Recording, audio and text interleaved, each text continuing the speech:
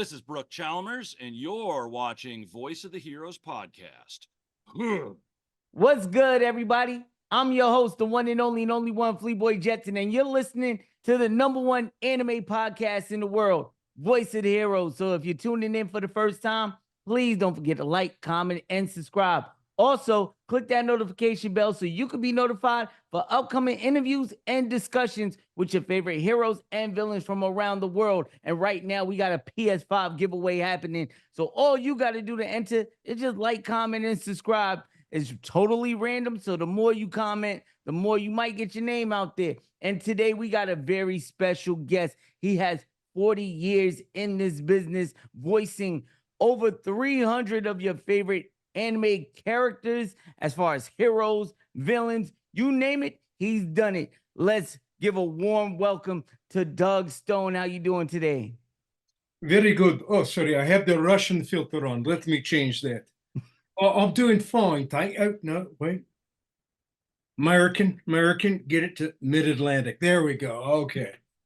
Doing This fine. man is a goat when it comes to the business. I'm telling you, man. So let's get right into it. What inspired you to become a voice actor? Well, I was born in Canada, and back in the day, in my day, in ancient history, making a living as an actor in Canada was like, there was maybe 3 people who did it.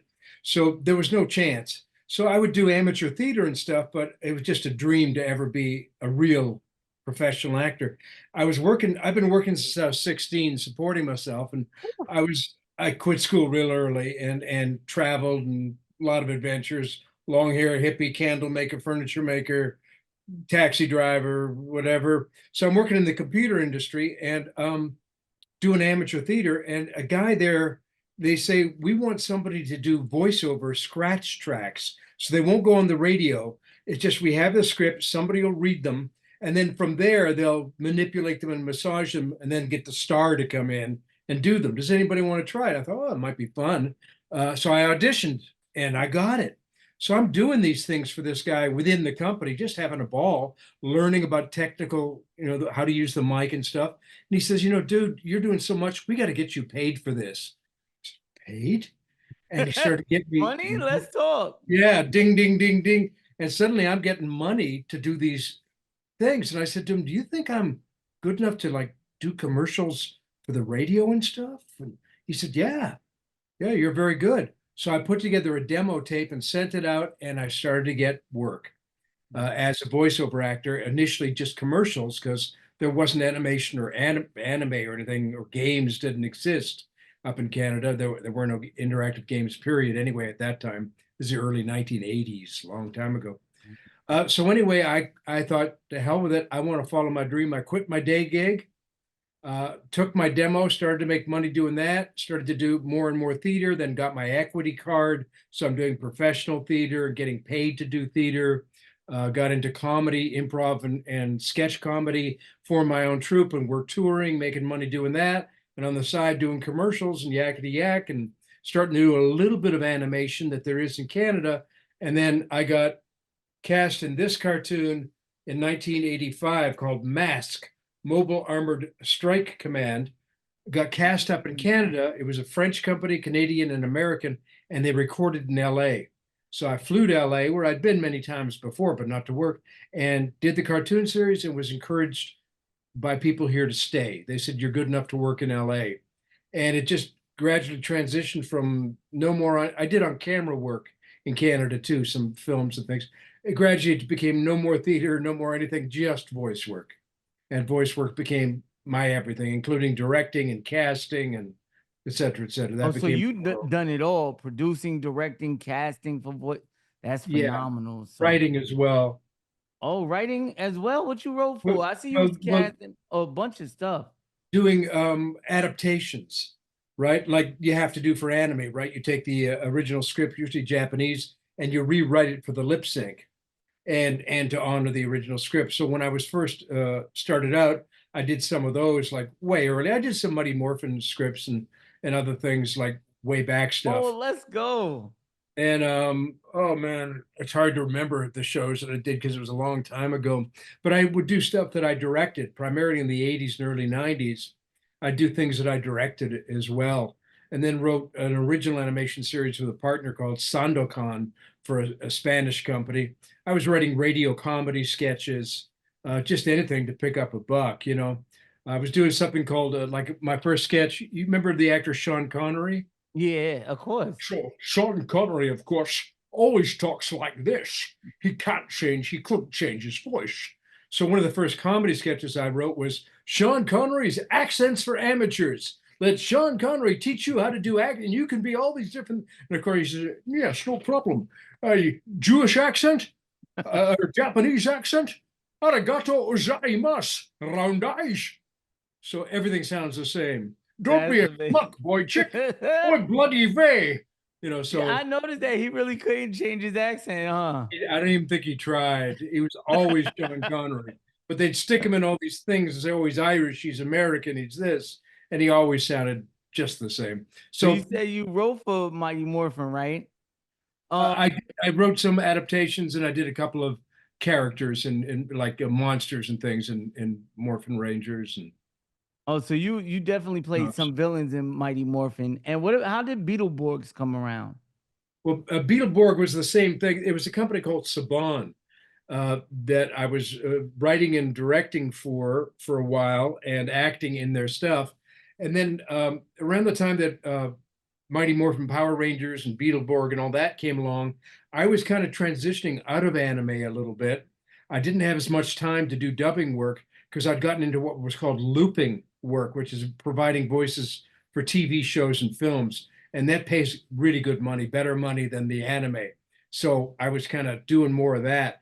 But I still had a lot of friends, you know, and everybody I knew saying, come on, come in and play, you know, come do some stuff. So the late Scott Page was directing a lot of stuff at Saban. He'd start off as an engineer there. And he said, come in and do some monsters for us and stuff. So, okay, cool. It'll just take me an hour or so, you know, I'll drive up and do that, and then I can get back to the other work and whatever. So that was it. It was just really by invitation that okay. Beetleborg and these other characters came along. Scott had me do a Sean Connery accent for one of them. I think that was I Guy. Right.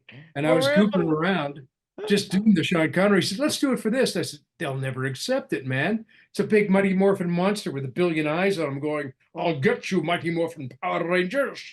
And he said, do it. And we did it. And they accepted it. And it went on the air that way. That's crazy. That's kind of dope. Out of all the characters you played, are there any ones that were like the most that you had the most joy playing? Like, what was the most enjoyable character for you from that time, from like that era? Like, I want to say like late '80s, early '90s. Okay. So not later on. Well, I have to say, really, beginning it was this cartoon called Mask, which was an original animation series, and I started off with 3 characters and ended up with 8. There was 65 episodes, so that was a lot of fun being able to because first off, it's group recording, so the whole cast is there, so you get to have fun with the other cast members and interact with them, and I love the challenge when there's a page of dialogue and it turns out it's me for 3 characters in a row talking to myself. So, wait, what are we going to do? We got to get those bad guys. I do not know. We must. Excuse me. I haven't done him in a long time. I guess my throat wasn't ready. Then I turned into this guy, Bruce Sato, who was a Japanese character who spoke very softly. And then there was the hero, Matt Tracker, who was a tall 6'2", the guy who looked so unlike me. If you were going to say, who can we draw that doesn't look like Doug? The 6'2", blonde, blue-eyed guy, the most Caucasian guy in the world, and he's the hero of the series. And he's a single dad with a son who's a good man fighting crime, fighting the evil forces of Venom. So that was I love it. Doing all those characters, including some bad guys as well, you know, had different voices, you know, came from different parts of the country and stuff. So, you know, you're being the bad, I got to be bad guys who were a lot of fun, got to be the most heroic guys in the world. So I had a real variation. So 80s, 90s, early 90s, that was kind of a favorite. Well, did you have a preference at the time? Like, hey, you know what? I like this villain role more than this hero role because I get to be real wacky. And was there a preference between heroes and villains? I liked both, but you're right. The villains you can really sink your teeth into, and you can kind of ham it up a little bit more. But I liked Matt Tracker because he was so decent. Like sometimes, like when I was on camera work, I had very jet black hair and intense eyes. So my on camera work, I was usually the little guy with a gun and the bad attitude. But one time I did play a hero, and it was like tough on camera to make him interesting. Because there's nothing to really chew on to grab your hold on, like with the bad guys.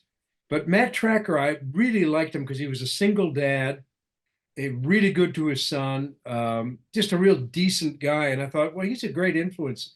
And what's funny about it and beautiful about it, years later, I never went to conventions much when they started. I go to a convention for this cartoon for Mess. This, by the way, came from fans. I love that shirt, by the way. It's really cool. There are fan clubs for this. That's 1985, 86, almost 40 years ago. And there are still fan clubs.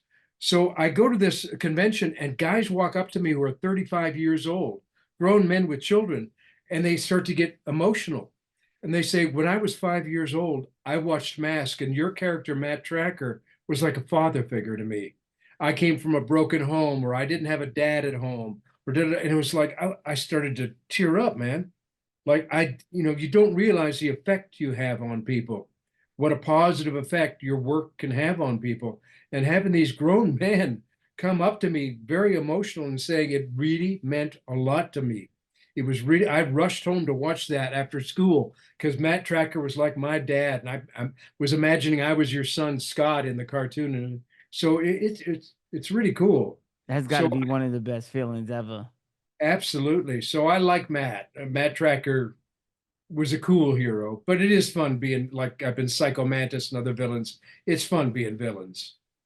Definitely. Now, I normally ask voice actors, right? Do you watch the anime that you work on?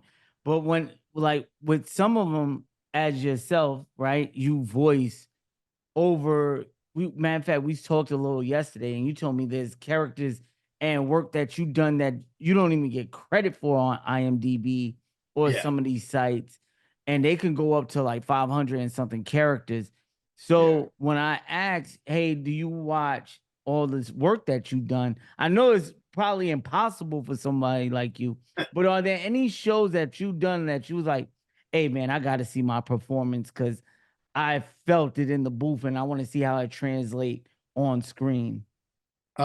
I don't watch a lot of them, and part of it is because I'm super critical of myself, and I don't want to get self-conscious even after all these years. You don't ever want to get so confident that you're arrogant. Like I'll listen to a performance and I think, "Ooh, I wish I'd read the line a little bit different. I just don't." So I can be real critical. There are certain ones, and I hope I can remember the titles right. I think it was Durarara was the one where I think I had the mask on. Um, oh gosh. That was for Netflix? It might have been a Netflix thing. This was early 2000s. What was it? Kill la Kill.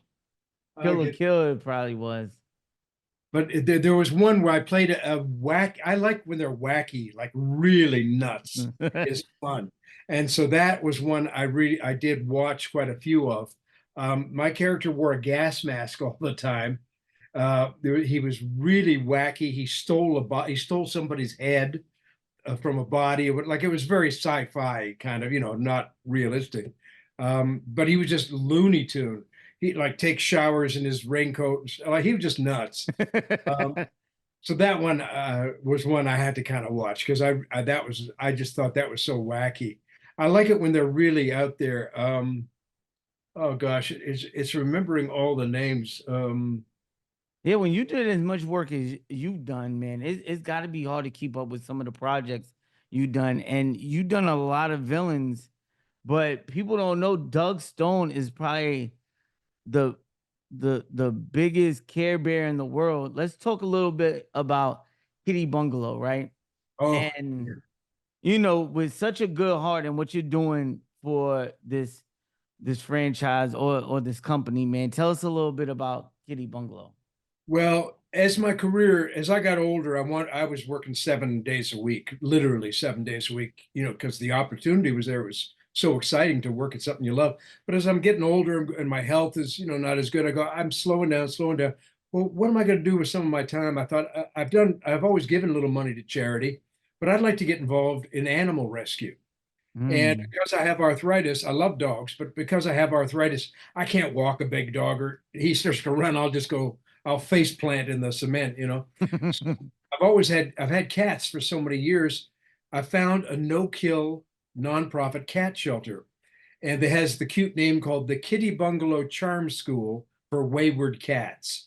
Because what we're dealing with is ferals on the street, the little Joe Pesci cats out in the street that don't want nothing to do with humans, right? So they're little street toughs, but they're having babies out there. So this rescue shelter, the main goal is to reduce the population, but without euthanizing animals. We do it by going out and trapping feral cats, getting them spayed and neutered. And then if they're kittens or they're friendly, sometimes you find a cat in the street, it's a throwaway. Or it ran away from home and it's lost, but it loves humans. So okay, that one could be adopted. But some of them are so tough. 3-4-year-old street cat, you can't do that. So we'll get them spayed, neutered, and return them to their colony. We'll work with the people who are feeding that colony. Excuse me. So the cats are well taken care of, but they can't be in a home. The rest of them we'll bring to our shelter and get them socialized and used to people. So they get spayed and neutered. They get any cat we catch in our little traps gets a health check. A vet will check them. So even if they're going back to the colony, here's a customer. That's a Hey. shelter rescue. So, you go out there and you get these stray cats, you neuter them, things like that. Now you say you do help with the people feeding the cats. So do you provide food or things like that? Exactly. If they'll work with us, if they'll let us, like I think the policy was for every cat that in your colony that we spay or neuter, we'll give you 4 pounds of food to try to encourage people. Let us come to your colony and help you. We're not going to tell you what to do or be the boss of you, but we'll partner with you to make sure those cats are healthy, etc. But the main thing we want to do is let us spay and neuter them so they don't keep having babies. That's why the cats fight most of the time. It's the males are fighting over the females. The females are going in heat and getting wacky and whatever. So it also keeps injuries down as well from the cats fighting each other. So is Kitty Bungalow like national, or is it just in LA? It's now? just in LA. We started off, when I started with them 12 years ago, it was somebody's backyard. Just found some cats in her backyard, didn't know much about them, realized, oh, they keep having babies. I'll get them spayed. And then she started to look around and investigate and realized, oh, wow, this is a huge problem. There are millions of stray cats. So she started this little rescue. And because she had been in show business, she'd done some producing, she knew other showbiz people and she kind of got them to help with fundraising. And that's how I heard about it from other people in the business. They were doing something called Cat Beret, this live show to raise funds. And I heard about it, went, oh man, that's what I'm looking for, a no-kill nonprofit shelter. So I started volunteering just to help with the cats, to socialize them, clean the litter boxes. I don't care, I'll do the dirty work, and I go out and trap cats at night and do everything, that needed to be done. For a couple of years there, because it was so small, it was like I had to wear a lot of different hats to help out. And then when the founder left, about 5.5, almost 6 years ago, I got kind of worried, like, are we going to be okay with new people in charge? So I joined the board of the shelter. So I'm now a board member as well as a volunteer. So we deal with all the finances and getting grant money, et cetera, which leads me to what I do every year to help us raise money, because I'm in the voiceover community, is I reach out to all my voiceover friends and say, do you have any swag you can give me? Donate to help save kitty lives. And it's there's a lot of real good people in this industry, animal lovers. Even if they're got 5 dogs at home, they still want to help a cat. They want to help any animal they can help. And I'm more than happy to reciprocate and do the same for them if they're doing similar things. So I've got all kinds of amazing stuff, as you saw on the site. Let people know what the name of the site is. It's on Galabid. App.galabig.com, right? Yeah, I don't have it. have it right in front of me. Don't worry, it'll be in the description below for anybody watching right now. If Okay. you want to check out the amazing stuff they got, I believe we're gonna set up shop around October 13th. You told me the date was, right? September 28th is when we're hoping to start, and then it'll end around the 13th. But Oh, so on the 28th it'll start, and then the 13th it'll Yeah. end. I'm just flipping to the page right now. We got Funko Pops from Patrick Seitz,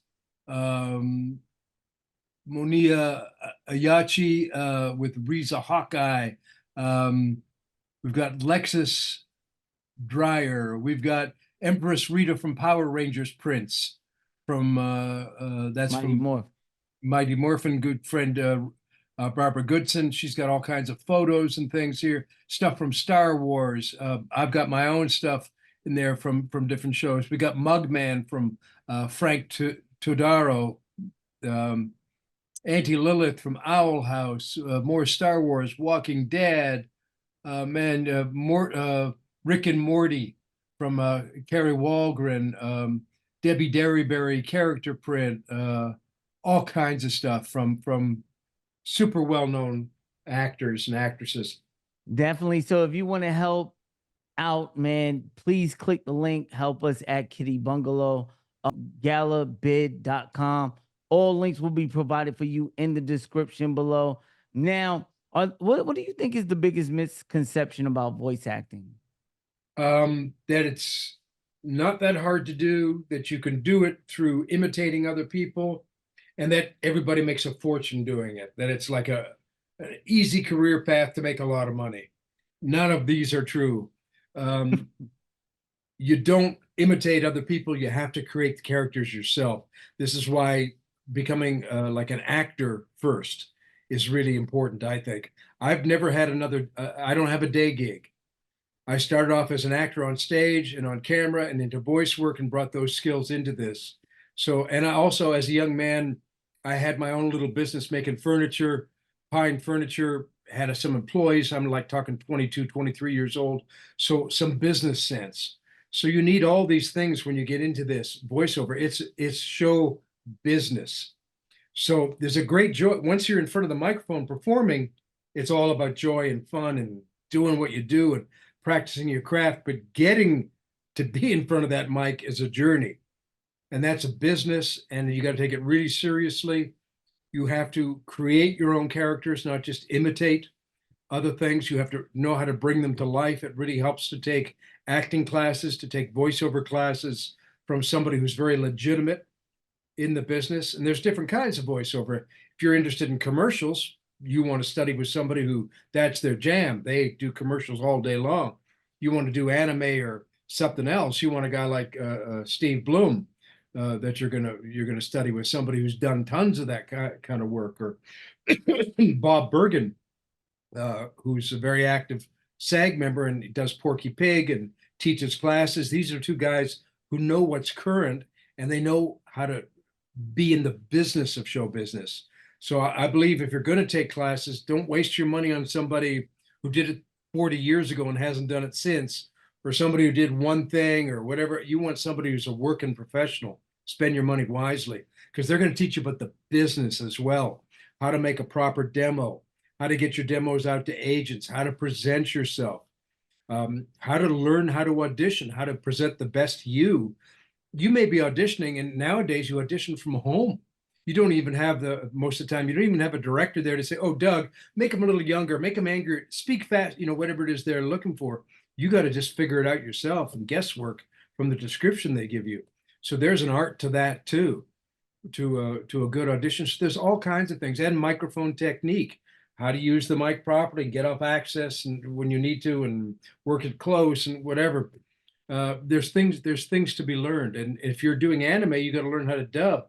You got to learn how to match mouth movements. So you got to pause and justify pauses. And I was once doing a live action movie, and they had a character in it who was supposed to be Ronald Reagan, the former president, but they hired an actor who didn't speak English.